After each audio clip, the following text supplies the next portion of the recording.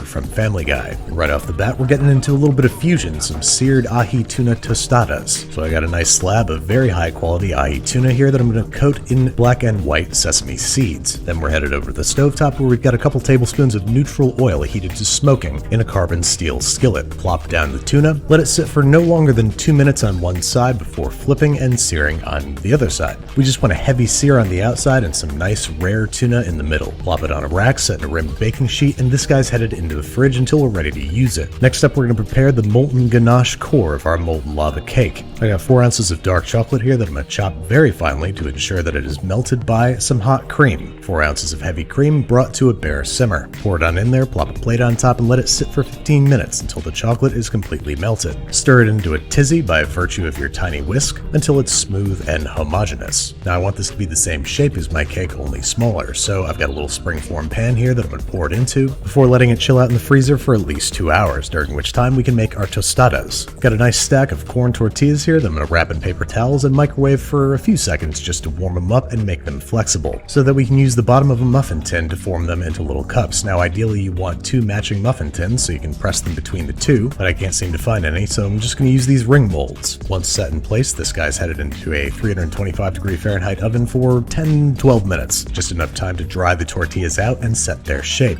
We don't want them getting too crispy or brown because next, of course, we are deep frying them. Got about a quart of peanut oil here heated to 325°F, into which I'm going to deposit our tostada shells for about 30 seconds, draining on paper towels once crisp. Go ahead and set those aside because it's been 2 hours and it's time to cake. We're starting by generously buttering and sugaring a 6-inch springform pan. Once buttered and sugared, go ahead and set that aside because 6 eggs are headed into the bowl of a stand mixer along with a half teaspoon of vanilla extract and a half cup of light brown sugar, which we're going to whisk together until it's light and frothy. Meanwhile, over in the cooking place, we're melting 10 ounces of dark chocolate in a double boiler, adding a whopping 12 tablespoons of unsalted butter and melting together into a silky, chocolatey, buttery thing, which we're going to slowly stream into the stand mixer while it's running so as to gently temper our eggs. Make sure that everything is good and evenly combined. Sift in 6 tablespoons of flour and gently fold together into a cake batter. Once no dry patches of flour remain, we're going to retrieve our ganache disc from the freezer, liberate it from its springform mold, and then it's time to assemble. First, we're pouring half the cake batter into our prepared springform pan, plopping our ganache cylinder into the center, covering with the rest of the cake batter, and then this guy's headed into the oven, 350°F for like 60 to 70 minutes. Plenty of time to make our couscous. We're going to sweat half a small chopped onion in a little bit of oil. Once translucent, we're going to add 2 cloves of crushed garlic, saute for 30 seconds or until fragrant, and then add 2 cups of homemade chicken stock. Bring that up to a simmer, and then you can optionally add half a cup of golden raisins, and then your manufacturer's recommended amount of couscous. I've got a cup and a half. Kill the heat, give that a stir, make sure it's evenly distributed throughout the liquid, cover it up, and let it sit for 5 minutes. Then we can season with kosher salt, freshly ground pepper, give it a fluff with a fork, and after tasting, I realized that this wanted some acid, so the juice of 1 lemon. Then we just got to keep this guy warm until ready to serve. Right next up, we're revisiting our tuna tostada. I've got half a finely chopped red onion, 1 small sliced jalapeno, a couple chopped scallions, and our tuna, at this point thoroughly chilled and now cut into bite-sized pieces. If you don't like rare tuna, well, I'm sorry, this recipe is not for you. Next up, we got to make a sort of vinaigrette, so in a separate bowl, I'm going to acquire the juice of 2 limes, combine it with about half an inch of freshly grated ginger, or half an inch of grated fresh ginger, whichever makes more sense grammatically, a couple tablespoons of high-quality olive oil, 1 tablespoon each soy sauce and rice wine vinegar, pinch of salt, twist of pepper, and tiny whisk to completion.